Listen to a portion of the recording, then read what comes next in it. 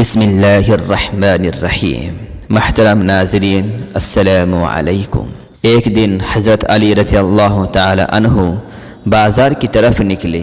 آپ رضی اللہ تعالی عنہ اپنے لیے نیا کپڑا خریدنا چاہتے تھے۔ جب کپڑے کی دکان پر پہنچے تو کپڑا بیچنے والے سے کہا کہ مجھے 3 درہم کا کوئی کپڑا دکھاؤ۔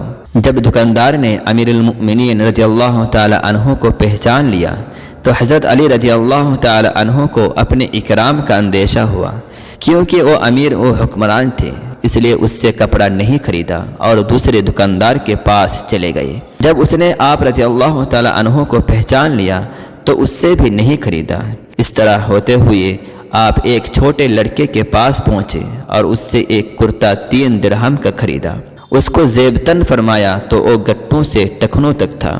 جب دکاندار آیا تو کسی نے اس سے کہا کہ تیرے بیٹے نے امیر المؤمنین رضی اللہ تعالی عنہ کو 3 درہم میں کپڑا فروخت کیا، بھلا امیر المؤمنین سے 2 درہم ہی لے لیے جاتے۔ دکاندار نے 1 درہم لیا اور حضرت علی بن ابی طالب کرم اللہ وجہہ کے پاس گیا اور عرض کیا، یا امیر المؤمنین، یہ اپنا درہم لے لیجئے۔ حضرت علی رضی اللہ تعالی عنہ نے متحیر ہو کر فرمایا کہ یہ درہم تو میرا نہیں ہے۔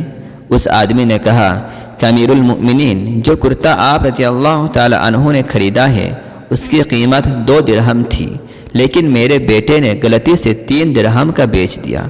حضرت علی بن ابی طالب کرم اللہ وجہہ مسکرائے اور فرمایا، آپ کے بیٹے نے ایک کرتا میری رضامندی سے مجھے بیچا ہے اور میں نے بھی اس کی رضامندی سے کپڑا خریدا ہے۔